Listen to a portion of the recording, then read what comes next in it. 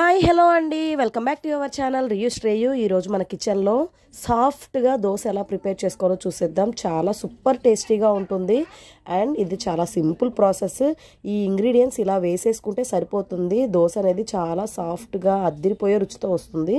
ముందుగా నేను ఒక గ్లాస్ తోటి బియ్యం అయితే తీసేసుకున్నాను. 3 గ్లాసెస్తో బియ్యం తీసేసుకుంటే 1 గ్లాస్ వరకు మినపప్పు పడుతుందండి.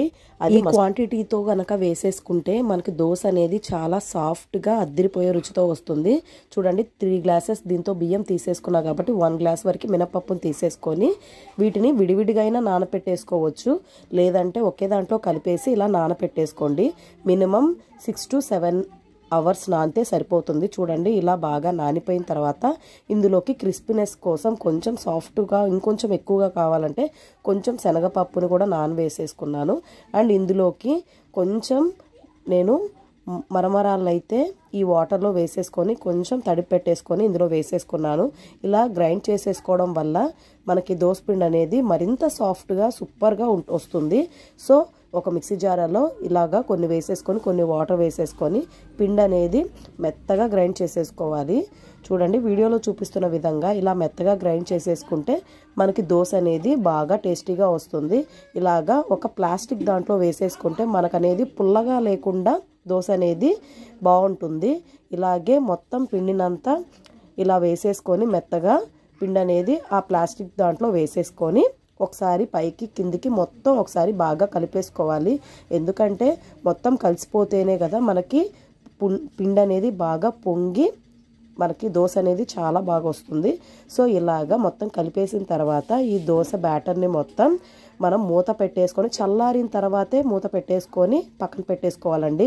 ఎందుకంటే మిక్సీ జార్లో వేసుకుంటాం కదా, కొంచెం వేడిగా ఉంటుంది. ఆ తర్వాత మూత పెట్టేసుకొని నైట్ అంతా అలా పెట్టేసుకుంటే చూడండి, పిండి అనేది చాలా బాగా పొంగిపోయింది.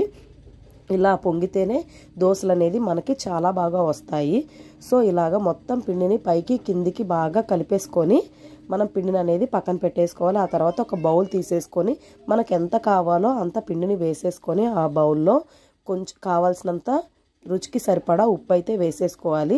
ఇది పిండి అనేది కొంచెం గట్టిగా ఉంటే కొన్ని వాటర్ వేసేసుకొని దోశ బ్యాటర్ అయితే ఎలా కలిపేసుకుంటామో సో అలాగా కలిపేసుకోవాలి. దీంట్లో సోడా ఉప్పు కానీ ఏమీ వేయాల్సిన అవసరం లేదండి. తినడం వల్ల మన హెల్త్కి మంచిది కాదు కదా. సో ఇలాగ కలిపేసుకుంటే సరిపోతుంది. ఆ తర్వాత పెనం పెట్టేసుకొని అది బాగా హీట్ అయిన తర్వాత దోశ వేసేసుకోవడమే, అంతే అండి. దీనిపైన ఆయిల్ ఇష్టమైన వాళ్ళు ఆయిల్ వేసేసుకోండి, లేదంటే నెయ్యి ఇష్టమైన వాళ్ళు నెయ్యి వేసేసుకోండి.